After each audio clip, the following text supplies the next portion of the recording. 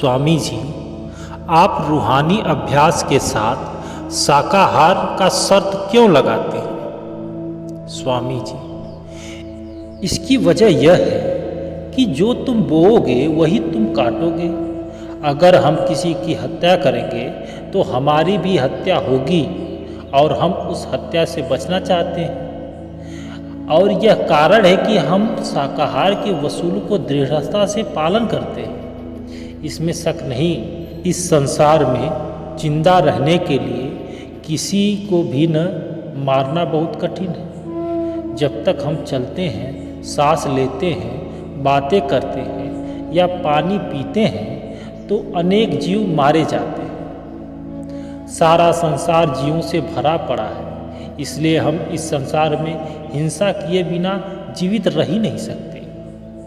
हर एक जीव की हत्या की सजा होती है, पर हत्या की सजा अलग अलग होती है। संत हमेशा समझाते हैं कि इस संसार में हमारे कुछ भी खाने से जीव हत्या होती है, जिसकी कोई न कोई सजा भी होती है।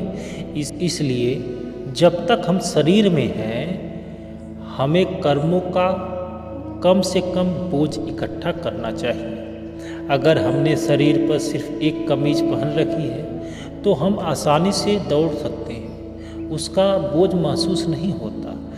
लेकिन अगर हम अपने सिर पर एक मन बोझ रख लें तो हमें चलना भी मुनासिब नहीं हो सकता, हम ठीक से नहीं चल सकते। इसलिए मनुष्य देह में बैठकर कर्मों को कम से कम उसका बोझ अपने ऊपर लेना चाहिए।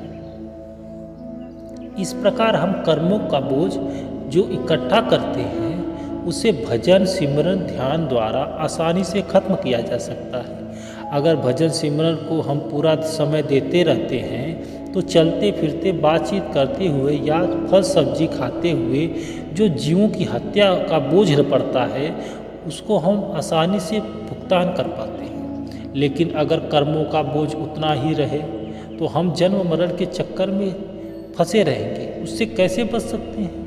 अगर हम एक ओर तो भजन सिमरन करने की कोशिश करते हैं और दूसरे तरफ दिन पर दिन हत्याएं करते रहें जीवों की, तो हमारा कर्मों का हिस्सा वैसा ही बना रहेगा और हम संसार के बंधन में बंधे रह जाएंगे। इसलिए हमें शाकाहार के वसूल पर दृढ़ रहने के लिए कहा जाता है कि जो कुछ हम पहले कर चुके हैं उसका तो भजन सिमरन द्वारा भुगतान हो जाएगा, लेकिन कम से कम अब जो ऐसे बीज नहीं बोने चाहिए हमें, जिनका फल हमें भोगना पड़े और इस संसार में वापस आना पड़े।